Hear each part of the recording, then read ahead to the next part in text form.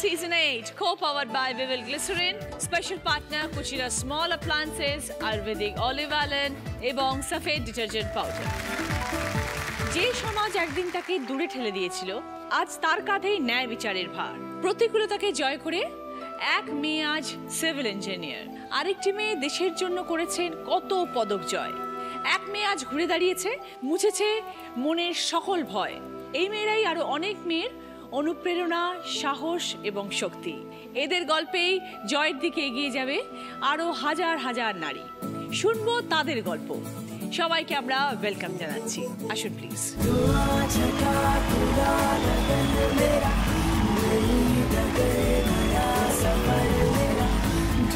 তৃষা দেব। নমস্কার দিদি। নমস্কার তৃষা। আমি বড়নগর থেকে আসছি। তীরন্দাজি দিয়ে জীবনের লক্ষ্যভেদ কি করে করেছে আর সেই গল্পই তোমার সাথে শেয়ার করব। ফ্যান্টাস্টিক। আর দেখতেও তো পাচ্ছি পিছনে ছবি, সেটা নিয়েও এসছো। Very good, all the best. এবং আমি তোমার সাথে অনেক অনেক গল্প করব। Thank you. সুমনা প্রামাণিক। নমস্কার দিদি, আমি কৃষ্ণনগর থেকে আসছি। আমি কল্যাণী বিশ্ববিদ্যালয়ের প্রথম রূপান্তরকামী গণিতে এমএসসি কমপ্লিট করলাম, আর কৃষ্ণনগরে লোক আদালতের মনোনীত হয়েছে বিচারক হিসেবে। বাহ, ভেরি গুড। নিশ্চয়ই তোমার গল্প শুনবো সুমনা। অনিতা গাতায়েত। নমস্কার দিদি, আমি পূর্ব মেদিনীপুর জেলার নারায়ণপাকুড়িয়া গ্রাম থেকে এসেছি।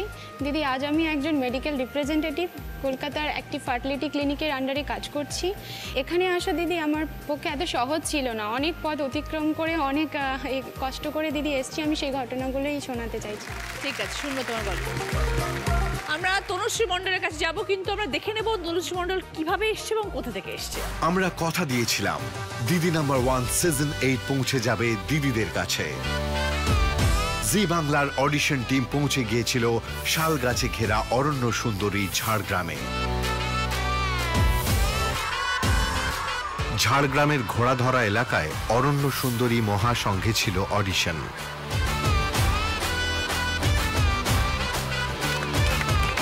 অডিশন ঘিরে দিদিদের মধ্যে ছিল বাঁধ ভাঙা উচ্ছ্বাস, আনন্দ, মজা, হুল্লোড়।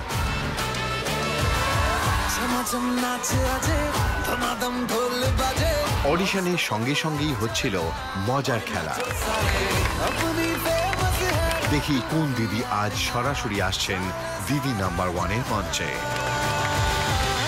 ঝাড়গ্রাম থেকে এসছে তনুশ্রী মণ্ডল। নমস্কার দিদি, আমি একজন সিভিল ইঞ্জিনিয়ার। সিভিল ইঞ্জিনিয়ার কিভাবে আমি হলাম সেই ঘটনা এবং ছোটবেলার কিছু ঘটনা আপনার সাথে আমি শেয়ার করতে চাই। এখানে আসতে পেরে ভালো লাগছে তো? খুব ভালো লাগছে, এবং জি বাংলাকে ধন্যবাদ যে আমাদের এরকম একটা প্ল্যাটফর্ম দেওয়ার জন্য। আপনারাও যদি চান যে আমরা আপনাদের পাড়ায় চলে আসি এবং সরাসরি সুযোগ দিয়ে আমার এই মঞ্চে আসে খেলার, তাহলে লিখে পাঠান জি বাংলার ঠিকানায়, অথবা মেইল করতে পারেন দিদি নাম্বার 1 season 8@z.slgroup.com। সবাইকে নিয়ে শুরু করছি আমাদের প্রথম রাউন্ডে খেলা। সাফেদ ডিটারজেন্ট পাউডার প্রেজেন্টস দিদি মেভা জয়তে।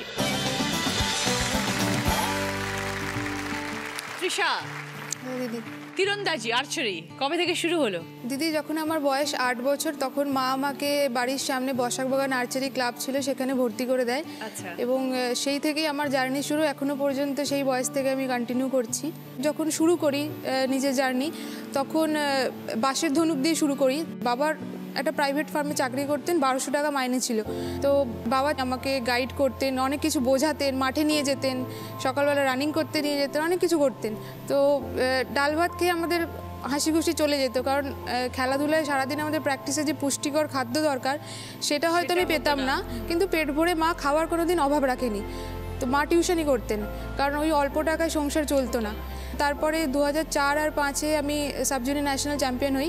তখন আমি ধনুকটা চেঞ্জ করেছিলাম।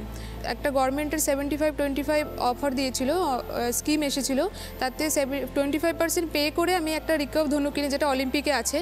মা নিজের গয়নাগাটি বন্ধক রেখে অথবা ধার দেনা করে আমাকে জানাতেন না, ওই ধনুকটা আমাকে কিনে দিয়েছিলেন। তো ওইটা পাওয়ার পর একটা জেদ এসে গেছিলো, কারণ গরিবের ঘরে সবাই জেদই হয়। তো স্বপ্ন ছিল সবার অলিম্পিক খেলা। সেখানে ওইটা জয়েন করার পর আমি পরপর 2বার ন্যাশনাল চ্যাম্পিয়ন হই এবং সিনিয়রেও জিতি, মেডেল জিতি, ব্রঞ্জ জিতি এবং বেঙ্গলে বেশ ভালোই নাম করেছিলাম ছোটো বয়সে। সমস্ত সিনিয়রদের মধ্যেও আমি টপে ছিলাম। তো 2009-তে আমি মিত্তালে চান্স পাই আমার নিজের প্রতিভার জন্য, মিত্তাল একাডেমি। সেখানে আমাকে ধনুকপত্র সমস্ত কিছু দিয়েছিল, আর ব্যাঙ্গালোরে আমাকে ওখানে শুটিং করতাম, আমি যেতাম, প্র্যাকটিস করতাম।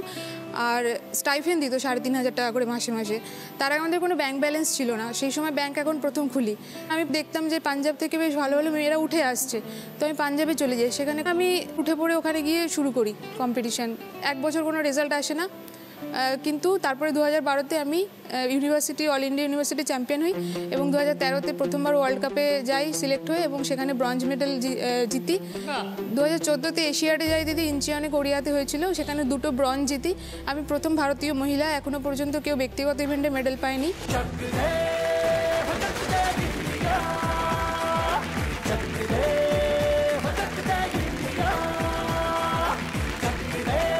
2014-তে ওইটার হয়ে যাওয়ার পর আমি পাঞ্জাব থেকে ডিএসপি চাকরি পেয়েছিলাম। প্রথমে কাঁদতাম কি চাকরি পেতাম না, তারপরে চাকরি এত অফার আসছে, আমি কোন দিকে যাবো সেই ভেবে কাঁদতাম। তো 2014-তে তারপরে আমি কলকাতায় চলে আসি, এখানে সাউথ ইস্টার্ন রেলে জয়েন করি। তো বাবা মায়ের সাথে থাকবো বলে এখানে চলে তো এলাম, কিন্তু বাবা অসুস্থ হয়ে পড়েন, সিরোসিস অফ লিভার।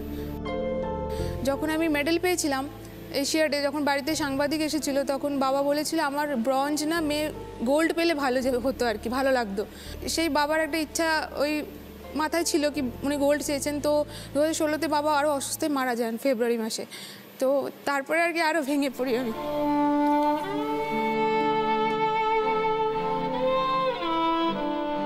তো 2016-তে এতটাই ভেঙে পড়ি, মানে খেলা ছেড়ে দেবো ভেবেছিলাম। মা আমার খুব সাপোর্টিভ, মানে উনি এত ভেঙে পড়েন না, নিজেও ভেঙে পড়েন না, আমাকেও ভেঙে পড়তে দেন না। তো উনি আমাকে আবার পুশ করে করে আবার আমি ন্যাশনাল ক্যাম্পে যাই। 2017-র ওয়ার্ল্ড চ্যাম্পিয়নশিপে টিমে সিলেক্ট হয়ে আমি যাই, এবং বিশ্ব চ্যাম্পিয়নশিপের রূপো জিতি, এশিয়ান চ্যাম্পিয়নশিপে গোল্ড জিতি, কারণ মাথায় ছিল বাবা গোল্ড চেয়েছিল। তো ওই মেডেলটা আমি উৎসর্গ করেছিলাম বাবাকে, কারণ আমি খবরের কাগজে আমার ওই রকম বেরিয়েছিল কি বাবাকে উৎসর্গ করলাম।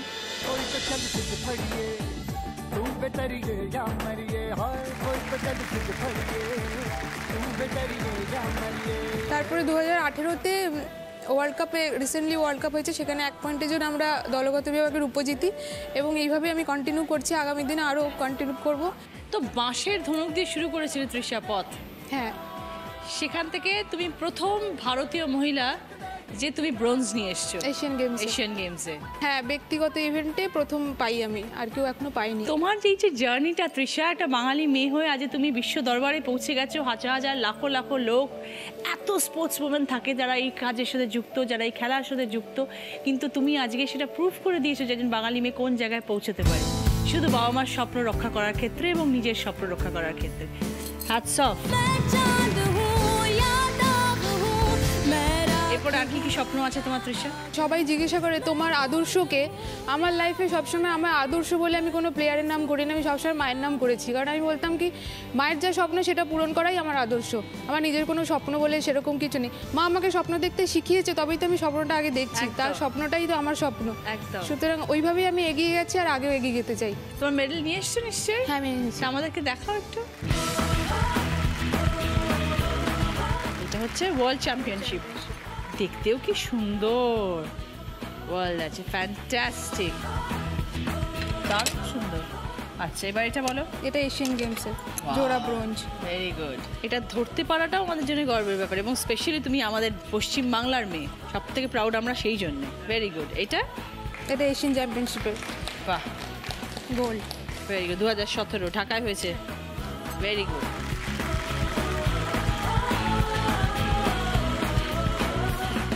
আমাদের দেশ, আমাদের পশ্চিমবাংলা সবাই তোমার জন্য গর্ববোধ করে। অল দ্য বেস্ট, জীবনে আরো বড় হও।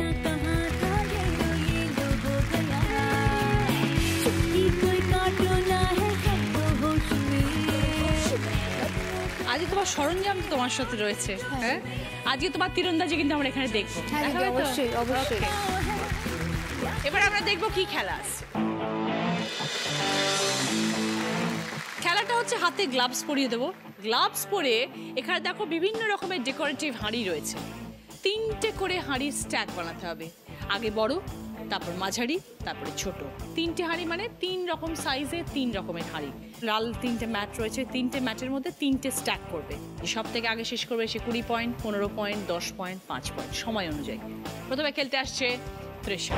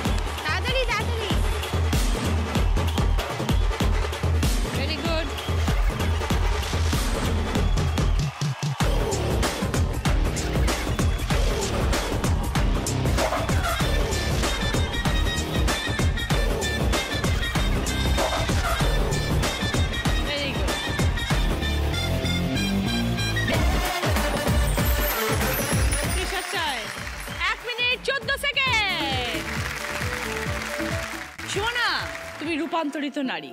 হ্যাঁ, পথ চলা শুরু হলো কিভাবে? আমি যখন 6 বছর বয়স তখন আমি করিমপুরের একটা অনাথ আশ্রমে আমি ওখানে থাকতাম। ওখান থেকে আমার জীবনের যাত্রা শুরু। তো অনাথ আশ্রমে কেন থাকতে? বাবা মা রেখে দিয়েছিলেন? বাবা মা আমাকে নাম দিয়েছিল সুমন। 4 বছর বয়সে আমি নিজেকে ফিল করতাম যে I M a woman.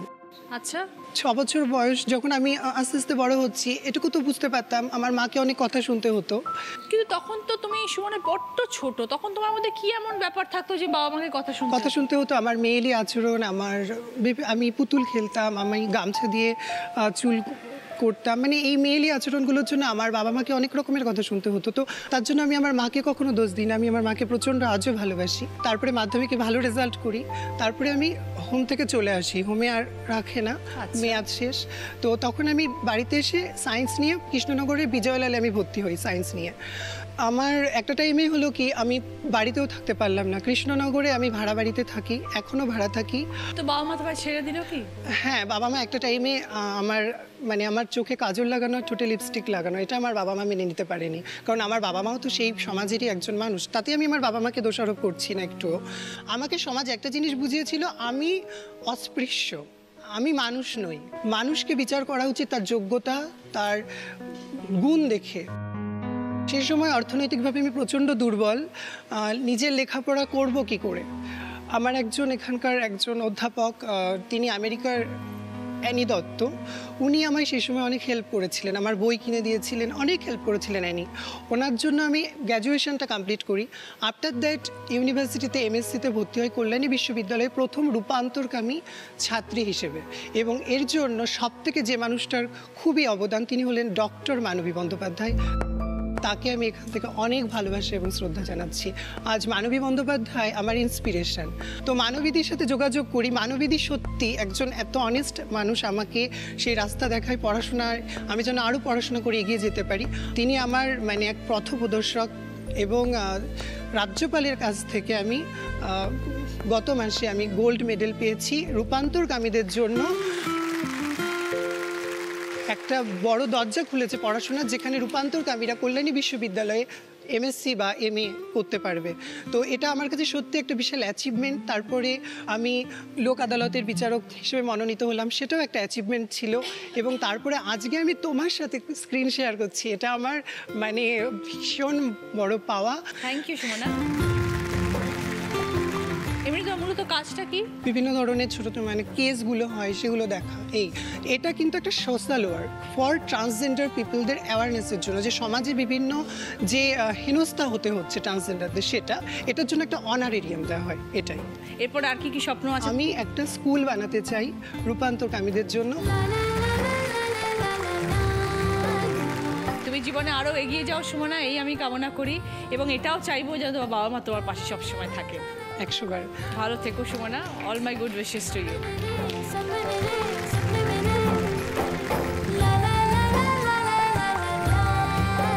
Ready, start.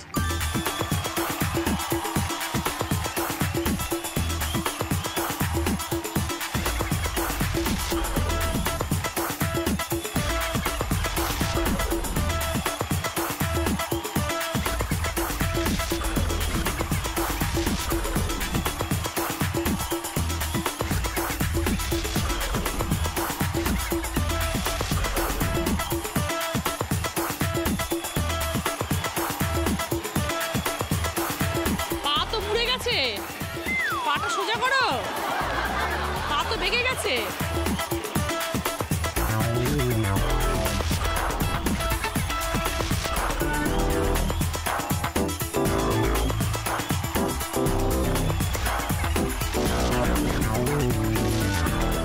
সোজা করে তারপরে সোজা করে, সোজা আগে মধ্যিখানটা সোজা করে নাও সুমনা। করলে হবে না, আরামসে করতে হবে। Very good. এসো সুমনার time 1 minute 39 second. Anita, medical representative. হ্যাঁ দিদি। এই জায়গাতে পৌঁছতে তো অনেক লড়াইও করতে হয়েছে বলছিলেন। অনেক লড়াই দিদি, অনেক লড়াই করেছি।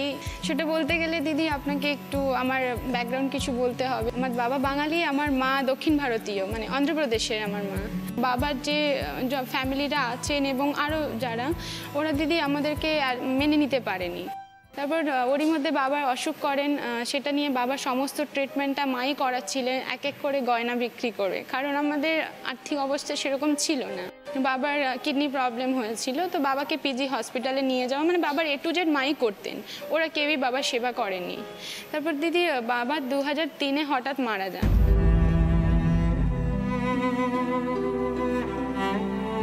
সেই সময় দিদি ওরা আমাদেরকে থাকতে দিচ্ছিল না, তবুও আমরা কষ্ট মষ্ট করে ছিলাম সেখানে দিদি। আমাদের জাস্ট একটা সিঁড়ি রুম, মানে বাধ্য একটা সিঁড়ি রুমে আমরা দিদি দিন কাটিয়েছি। তুমি আর মা? আমি, মা, দিদি, তিনজনে আমরা থাকতাম। আমি যে স্কুলে যেতাম, আমার তো দিদি টিউশন ছিল না। এমন হয়েছে দিদি বই খাতা কেনার মতো আমাদের সামর্থ্য ছিল না। তখন মা অন্যের বাড়িতে গিয়ে, মানে যারা হয়তো আমার থেকে 1 ক্লাস সিনিয়র হয়েছেন, তাদের বাড়িতে গিয়ে চাইতেন যে তোমাদের যদি পুরনো বই খাতা থাকে তাহলে একটু দাও না, আমার মেয়ে পড়বে। এইভাবে দিদি আমি পড়াশুনো করতে থাকি। আমার মা দিদি অনেক কষ্ট করেছেন, রাজমিস্ত্রির কাছ থেকে, সবজি বিক্রি করা থেকে, এমনকি দিদি এক সময় বাবা মারা যাওয়ার পর যখন আমরা খেতে পেতাম না, এক আধ দিন আমরা না খেয়ে কাটিয়েছি, ফ্যান ভাত খেয়েছি, তখন দিদি অন্যের বাড়িতে খাবারও পর্যন্ত চেয়ে এনে খেতে হয়েছে। খুবই কষ্ট করে বড় হওয়া। খুব কষ্ট দিদি। ওইটুকু বয়সে বাবা যখন মারা যান তখন আমার 6-7 বছর বয়স।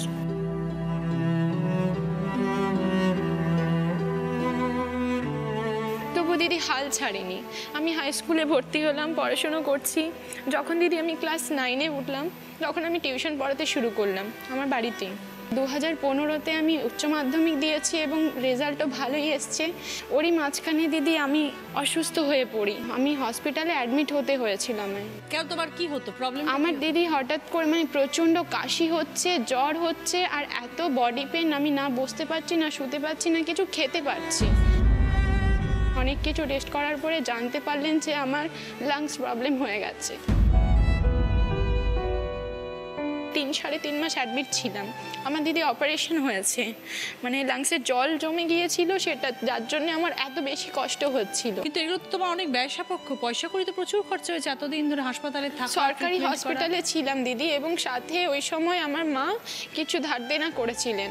তারপর আমার দিদি, জামাইবাবু, ওনারাও আমাকে কিছু সাপোর্ট করেছেন। দিদির টুকটাক যেটুকু গয়না ছিল সব বেচে দিয়েছে আমার জন্য। এত মেডিসিন খেয়েছে বলে কি চুল চলে গেছে? হ্যাঁ, ওইটা সমস্যা ছিল, যা প্রচুর হেয়ার ফল, মানে গোটা গোটা চুল দিদি। এত অ্যান্টিবায়োটিক খাওয়ার জন্য? হ্যাঁ দিদি, সেই সময় স্যার মাকে, ডাক্তারবাবুরা মাকে বলেইছিলেন। যখন আমাকে ডিসচার্জ করা হলো, বাড়িতেও রেস্টে ছিলাম। আবার আমি পড়াশোনা শুরু করি। আমি দিদি এখন ওপেন থেকে গ্র্যাজুয়েশন করছি। স্ট্রাগল করতে করতে আজ দিদি আমি একটা কলকাতার ফার্টিলিটি ক্লিনিকের আন্ডারে মার্কেটিং এক্সিকিউটিভ হিসেবে কাজ করছি। দিদি আজকে আমার একটা ছোট্ট বাড়ি আছে, একটা ছোট স্কুটি আছে, এবং দিদি ভালোই চলছে। আমার মা এখন বাড়িতেই থাকেন, মাকে আমি কোথাও বেরোতে দিই না। এরকম করে দিদি চলছে।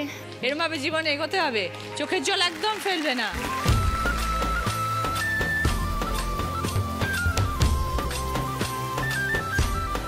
চলো স্টার্ট, যাও।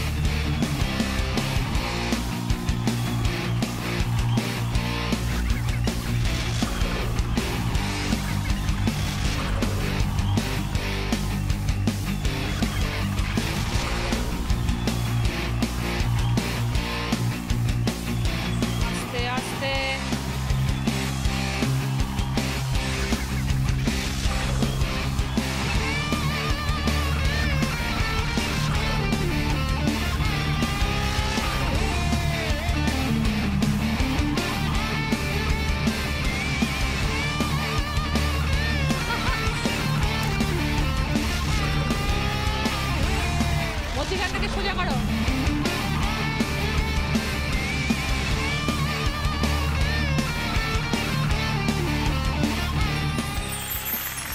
On the time 1 minute 25 second. Civil engineer Tanushree Mondal. হ্যাঁ দিদি, সিভিল ইঞ্জিনিয়ার হলে কি ব্যাপার? আমি সরকারি প্রাইমারি স্কুলে টিচারশিপ পাই। যেদিনকে আমার জয়েনিং ছিল তখন আমার মনে হলো যে এই জবটা মানে আমার জন্য নয়। তখন কিন্তু অলরেডি আমি মানে সিভিল ইঞ্জিনিয়ারিং পড়ছি, মানে ফার্স্ট ইয়ার তখন আমার। তো বাবাকে বললাম যে আমি এই জবটা করতে চাই না। সবাই বাড়িতে একটু আপসেট হয়ে পড়েছিলাম। না, মানুষ সরকারি চাকরি চায়, লোকে পায় না চাইলেও, আর তুমি সেটা পেয়ে ছেড়ে দিয়েছিলাম। আমি মনের কথা শুনেছিলাম। তো তারপরে আমি সিভিল ইঞ্জিনিয়ারিং শেষ করি। করে যে বছর আমি সিভিল ইঞ্জিনিয়ারিং শেষ করলাম সেই বছরই আমি সরকারি ফার্স্ট টাইম আমি জবের জন্য বসি এবং ওটাতেই কোয়ালিফাই করি। এখন বাড়ির লোকজন খুশি? হ্যাঁ, খুবই খুশি। তুমি নিজে খুশি? অবশ্যই। খুব ভালো থেকো তনুশ্রী। হ্যাঁ, আনন্দে থাকো, ভালো থাকো, ভালো কাজের সাথে যুক্ত আছো, দিদিদেরকে নিয়ে বাবা মাকে নিয়ে আনন্দে কাটাও।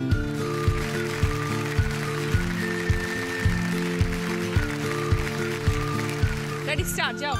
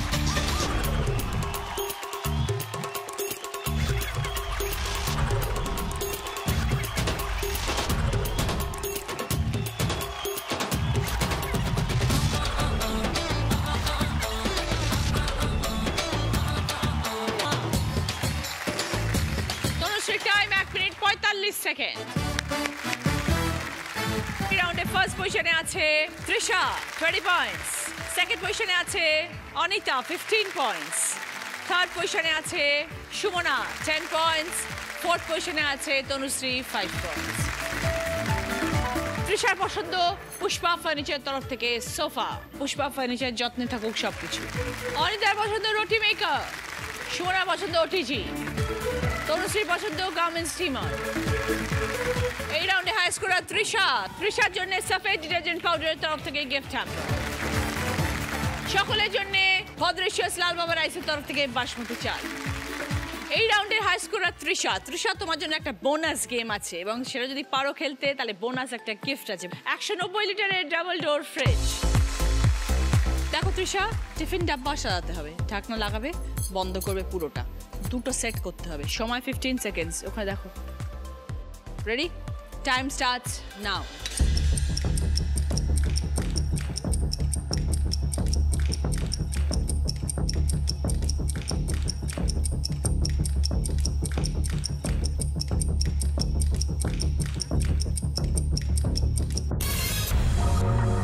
Time up. Okay Trisha, sorry তুমি খেলাটা কমপ্লিট করতে পারলে না। খেলা আমাদের শেষ হয়েছে, কিন্তু তৃষার থেকে একটা আবদার আছে, তোমার আর্চারি একটু দেখতে হবে।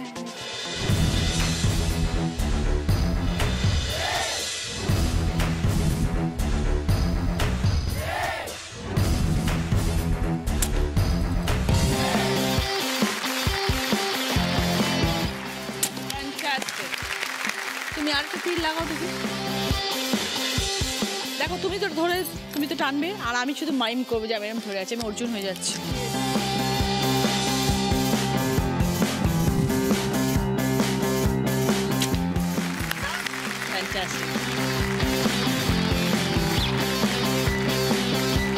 শুরু করছি আমাদের second round. Kuchina small appliances presents হয় তুমি নয় আমি।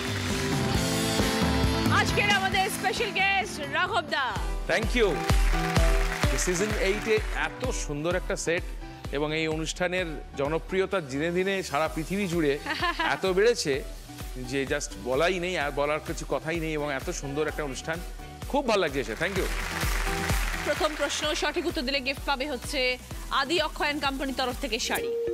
অনেকগুলো শব্দ আসবে, তার মধ্যে থেকে কিছু শব্দ নিয়ে একটা গানের লাইন হবে, সে গানটা কি সেটা বলতে হবে।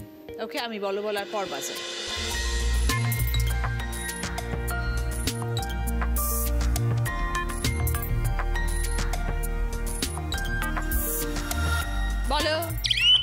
অনিতা চাঁদ কেন আসে না আমার ঘরে। একদম দাদারি গান। 5 পয়েন্টস। সঙ্গে আদি অক্ষয় কোম্পানির তরফ থেকে শাড়ি। চাঁদ কেন আসে না আমার ঘরে, চাঁদ কেন আসে না আমার ঘরে, সে অভিমানিনী আছো তো বলেনি, অভিমানিনী আছো তো বলেনি, আসবে কিনা সে ফিরে, ও চাঁদ কেন। সেকেন্ড গান রাইট আনসার দিলে গিফট পাবে হচ্ছে বিবরণীর তরফ থেকে হেয়ার ড্রায়ার। आने वाला जाने वाला है, हो सके तो इसमें जिंदगी बिता दूं, पल जो ये जाने वाला है, हो आने। কোয়েশ্চেনটা হচ্ছে একটা শব্দ মিউট করেছি গাইনি, সেই শব্দটি কি? आने वाला जाने বলো वाला है, তৃষা। আনে वाला पल। हो पल, सके तो correct. 5 পয়েন্টস। সঙ্গে বিবরণীর তরফ থেকে হেয়ার ড্রায়ার। आने वाला पल जाने वाला है, आने वाला पल जाने वाला है। থার্ড গান রাইট আনসার দিলে গিফট পাবে কুচিনা স্মল অ্যাপ্লায়েন্সের তরফ থেকে মিক্সার গ্রাইন্ডার। সজনী গো সজনী হইবাইনি মোর ধরণী, কপালে সিঁদুর দিব, কপালে সিঁদুর দিব, রাঙা মাথায় চিরুনি, ও সজনী সজনী গো সজনী, সজনী গো সজনী হইবাইনি মোর ধরণী। গানের কথা অনুযায়ী কপালে কি দেওয়ার কথা বলা হয়েছে? সজনী গো সজনী হইবাইনি মোর ঘরণী, সজনী গো সজনী হইবাইনি তৃষা, মোর ঘরণী। কপালে সিঁদুর দেওয়ার কথা বলা হয়েছে। কপালে সিঁদুর দেব, রাইট। 5 পয়েন্টস। সঙ্গে কুচিনা স্মল অ্যাপ্লায়েন্স তরফ থেকে মিক্সার গ্রাইন্ডার। 4 নম্বর প্রশ্ন রাইট আনসার দিলে গিফট পাবে শ্রীজি কালেকশনের তরফ থেকে গোল্ড প্লেটেড জুয়েলারি সেট। অনেকগুলো অক্ষর ঘোরাফেরা করবে টিভি স্ক্রিনে, একটা অক্ষর এসে দাঁড়িয়ে যাবে, সঙ্গে সঙ্গে গান শুরু করবে, আমার বলার জন্য অপেক্ষা করবে না, বাজার প্রেস করে যেই অক্ষরে দাঁড়াবে সেই অক্ষর দিয়ে গান গাইতে হবে।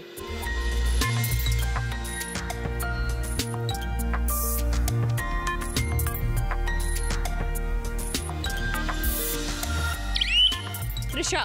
গানের ভুবন ভরিয়ে দেব ভেবেছিল একটি পাখি। Very good, 5 points. সঙ্গে শ্রীজি কালেকশনের তরফ থেকে গোল্ড প্লেটেড জুয়েলারি সেট। দাদাটা শুনিয়ে দাও না, তুমি যেটা ইচ্ছে। দাদি আমি আরেকটা গান শোনাই। হ্যাঁ। गाता रहे मेरा दिल, तू ही मेरी मंजिल, हाय कहीं बीते ना ये राती, कहीं बीते ना ये दिन, कहीं बीते ना ये राती, कहीं बीते ना ये दिल, गाता रहे मेरा दिल, तू ही मेरी मंजिल। শেষ প্রশ্ন, সঠিক উত্তর দিলে গিফট পাবে টি সেট। ও দয়াল বিচার করো, ও দয়াল বিচার করো, দাও না আমায় ফাঁসি, আমায় গুণ করেছে, আমায় গুণ করেছে, আমায় খুন করেছে, খুন করেছে ও বাঁশি, আমায় গুণ করেছে, খুন করেছে ও বাঁশি, ও দয়াল বিচার করো। এই গানটা একটা বাদ্যযন্ত্রের কথা বলা আছে, খুব কমন ইনস্ট্রুমেন্ট, বাদ্যযন্ত্রের কথা বলা আছে, সেই যন্ত্রটির নাম। বিচার করো, ও দয়াল বিচার করো, দাও বলো আমায় অনিতা। বাঁশি। আমায় Right answer. গুণ করেছে, 5 points. করেছে চলো, ও টি সেট অনিতা। বাঁশি, আমায় গুণ। দাদা thank you very much. Thank you very much, thank you, all the best. শুরু করবো আমাদের থার্ড রাউন্ড। আয়ুর্বেদিক অলিভ অ্যালেন প্রেজেন্টস কার দৌড় কত দূর। এই রাউন্ডে যিনি হাই স্কোর হবেন তিনি পেয়ে যাবেন আয়ুর্বেদিক অলিভ অ্যালেনের তরফ থেকে গিফট হ্যাম্পার। আজকের আমাদের যারা স্পেশাল গেস্ট তারা একটা খুব মিষ্টি ছবির অভিনেতা এবং অভিনেত্রী। রসগোল্লা সিনেমা থেকে অবন্তিকা এবং উজান। 21শে ডিসেম্বর মুক্তি পেয়েছে পাভেল পরিচালিত সিনেমা রসগোল্লা। তাতেই অভিনয় করেছে উজান এবং অবন্তিকা। উজান, কেমন লাগছে বলো? খুবই ভালো লাগছে। আমি নবীন চন্দ্র দাস এবং ইনি আমার দিদি নাম্বার 1 ক্ষীরোদমণি দেবী। আচ্ছা, নবীন চন্দ্র দাস এবং ক্ষীরোদমণি দেবী, এই দুজনের ব্যাপারটা একটু শুনি। নবীন চন্দ্র দাস হচ্ছে রসগোল্লার কলাম্বাস। মানে 1868 সালে তিনি রসগোল্লা মিষ্টিটি আবিষ্কার করেন, যেটা একটা ছানার মিষ্টি। তখনকার দিনে আসলে ছানা দিয়ে মিষ্টি তৈরি হতো না, কেননা তখনকার দিনে ছানাকে অপবিত্র মানা হতো, যেহেতু দুধ ছিন্ন করে ছানা হতো। তখনকার দিনে বেশিরভাগই সুজি আর ক্ষীরের মিষ্টি হতো। তো উনি প্রথম ছানা দিয়ে বানান। তো সবার বিরুদ্ধে গিয়ে তিনি এই রসগোল্লাটা তৈরি করেন, অনেক বাধা বিপত্তি দুর্গম পথ পার করে। আগে তুমি আমার একটা ভালো মিষ্টি খাও, তোমার এই টাকা আমি তোমায় ফিরিয়ে দেব। কেমন হবে তোমার এই ভালো মিষ্টি? চটচটে নয়, শুকনো হতে মানা। দেখতে হবে ধবধবে চাঁদপানা। এমন মিষ্টি ভারতে নাই। নবীন ময়েরা এমন মিষ্টি চাই। অত নতুন কিছু হয় না, সবাই যা করছে দেখা দেখে তাই করো। সবাইকে বলবো রসগোল্লা দেখতে, সবার পরিবার 8 থেকে 80 সবাই দেখতে পারে ছবিটা। রসগোল্লা ওটা কি? ওটাই আমার জীবন সাহেব, ওটাই আমার ভালোবাসা। আমরা রসগোল্লা খেতে তো সবাই ভালোবাসি, এবার যেতে হবে দেখতে। 21শে ডিসেম্বর মুক্তি পেয়ে গেছে রসগোল্লা। আমরা সবাই সিনেমা হলে গিয়ে যেন ছবিটা দেখি। তোমাদের অভিনয় তোমরা রসগোল্লা সিনেমায় দেখবোই, কিন্তু এখানে তোমাদের একটু অভিনয় করতে হবে এবং ওদের এই খেলায় হেল্প করতে হবে। প্রথম টপিক, ওরা কোন জায়গা দেখাচ্ছে বলতে হবে।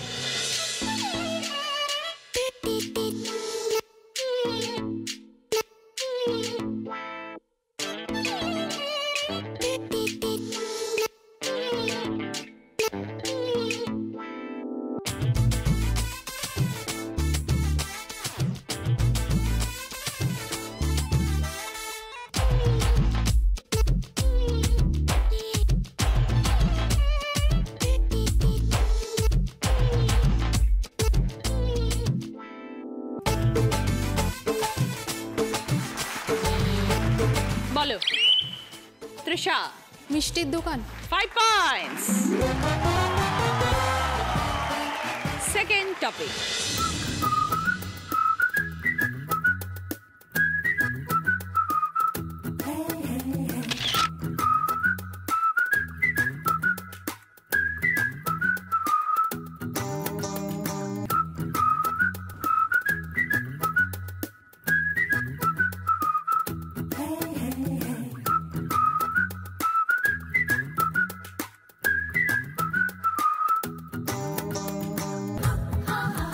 শীতকাল সম্পর্কিত একটি বিষয়।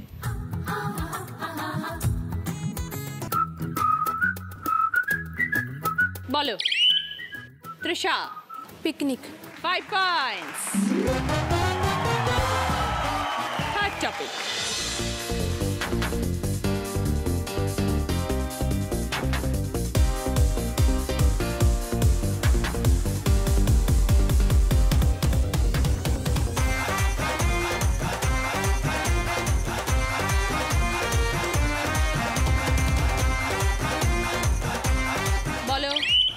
অনিতা কাকে দেখালো?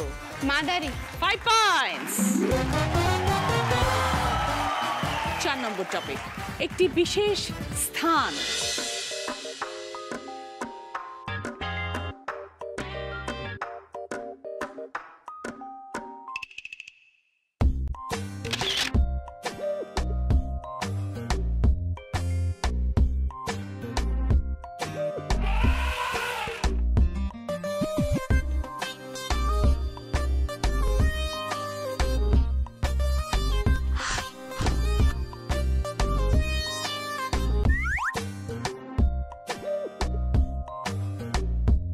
বলো।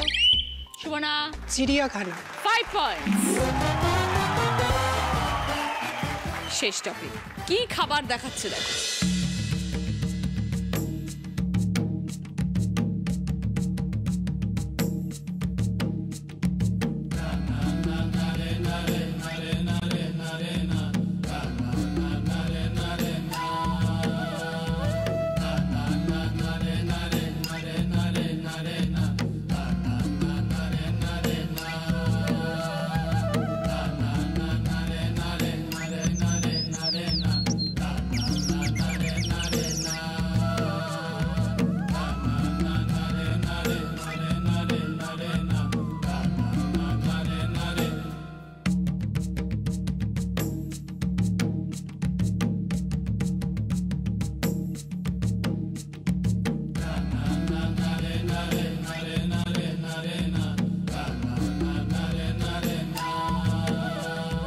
বলো।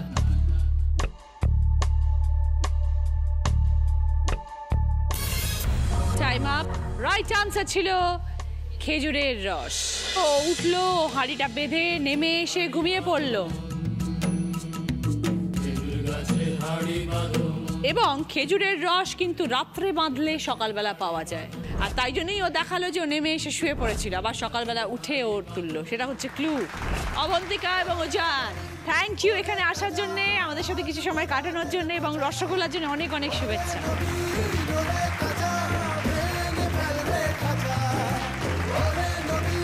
এই রাউন্ডে high scorer Trisha 10 points. Ayurvedic olive অয়েলের তরফ থেকে গিফট হ্যাম্পার তৃষার। কসমেটিক্স। ওকে, তৃষার পছন্দ বিভিন্ন ধরনের কসমেটিক্সের সেট, সঙ্গে মেকআপ বক্স। সেকেন্ড পজিশনে আছে দুজন, সুমনা এবং অনিতা, দুজনই 5 পয়েন্টস। অনিতার পছন্দ ভদ্রেশ্বর লাল বাবা রাইসের তরফ থেকে গ্রসারি আইটেম, সুমনার পছন্দ ডিনার সেট। শুরু করছি আমাদের শেষ রাউন্ড, ভিভেল গ্লিসারিন প্রেজেন্টস বুদ্ধিতে বাজিমাত। এই রাউন্ডে যিনি হাই স্কোর হবেন তিনি পেয়ে যাবেন ভিভেল গ্লিসারিনের তরফ থেকে পুরো শীতকালের জন্য একটি গিফট হ্যাম্পার। আমার কস্টিউম স্পন্সর করেছে অনুকেত। যিনি আজ দিদি নাম্বার 1 হবেন তিনি পেয়ে যাবেন সফেদ ডিটারজেন্ট পাউডারের তরফ থেকে গিফট হ্যাম্পার, ভিভেল গ্লিসারিনের তরফ থেকে গিফট হ্যাম্পার, জি বাংলার তরফ থেকে সোনার হার। প্রথম প্রশ্ন সঠিক উত্তর দিলে গিফট পাবে জুসার। পাঠ, চালা, দর, কমন অক্ষর একটা, যেটা তিনটের সাথে বসালে তিনটে অর্থপূর্ণ শব্দ পাবো।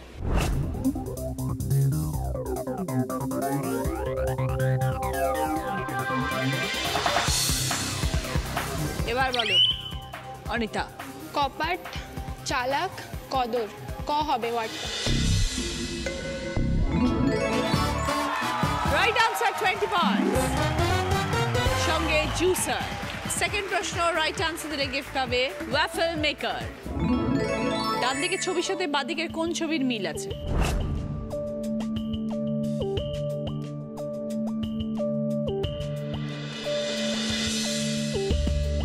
এবার বলো সুমনা।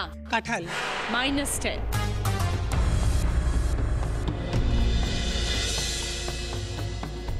এটা জনতার ছবি আর ওখানে আমের ছবি আছে, তাই জন্য আম জনতা। 3 নম্বর প্রশ্ন রাইট আনসার দিলে গিফট পাবে জি বাংলা প্রাপ্তির তরফ থেকে শাড়ি। পশুরাজের যা বাড়িয়ে দেয় বাহার, মশলার নাম বলছি বলকার।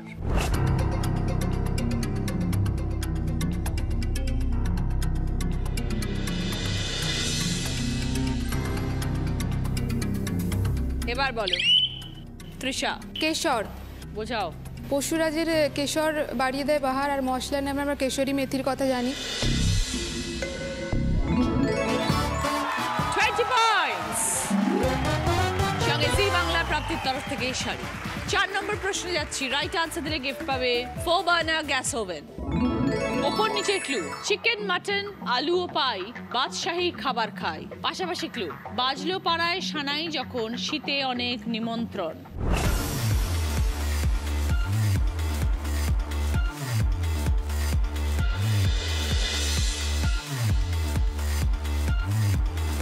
এবার বলো তৃষা।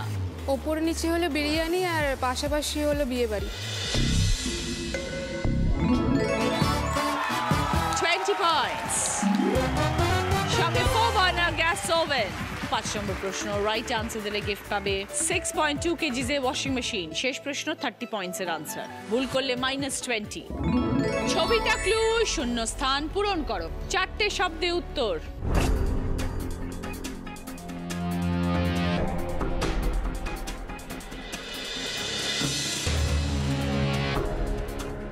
এবার বলো। তনুশ্রী? জুতো সেলাই থেকে চণ্ডীপাঠ। তনুশ্রী বলছে জুতো সেলাই থেকে চণ্ডীপাঠ। যদি সঠিক হয় তবে 30 পয়েন্টস তনুশ্রী।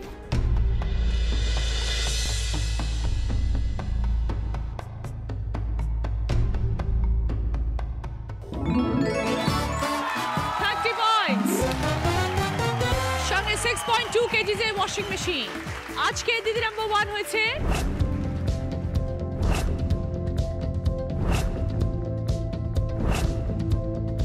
85 পয়েন্টস পেয়ে তৃষা দে। এই রাউন্ডেরও হাই স্কোর হচ্ছে তৃষা 40 পয়েন্টস। তৃষার জন্য ভিভেল গ্লিসারিনের তরফ থেকে পুরো শীতকালের জন্য গিফট হ্যাম্পার। ভিভেল গ্লিসারিন সাবান এখন 30% এক্সট্রা, তাই এই শীতকালে ত্বকের কোমলতার সাথে কোনো আপোষ না। এবার তোমার জন্য রয়েছে জ্যাকপট রাউন্ড তৃষা, যেটা খেলে জিততে পারলে পাবে জি বাংলা এবং সেনকো গোল্ড ডায়মন্ডের তরফ থেকে সোনার গিফট। সময় শুরু হচ্ছে এখন তৃষা, স্টার্ট। তীরধনুক, হাসপাতাল, বিচারক, ইঞ্জিনিয়ার, পুলিশ। পুলিশ, ইঞ্জিনিয়ার, বিচারক, হাসপাতাল, তীরধনুক। ফ্যান্টাস্টিক। তুমি কি নেবে বলো? হার দেব। জি বাংলা সেনকো গোল্ড ডায়মন্ডের তরফ থেকে সোনার হার তৃষার। নাও এটা তোমার, অনিতা, তনুশ্রীর, সুমনার, উইনারের ট্রফি তৃষা। দিদি নাম্বার 1 ব্যাচ, দিদি নাম্বার 1 সাশে। জি বাংলার তরফ থেকে সোনার হার। ভিভেল গ্লিসারিনের তরফ থেকে শীতকালের জন্য গিফট হ্যাম্পার। সাফে ডিটারজেন্ট পাউডারের তরফ থেকে গিফট হ্যাম্পার। টাচ বেকের তরফ থেকে কুকিজ এবং কেকস সকলের জন্য।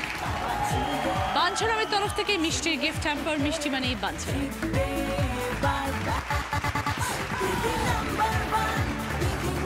দেখা হচ্ছে আগামীকাল ঠিক বিকেল 5টায়। সবাইকে নমস্কার, এরপরে দেখবেন জয়।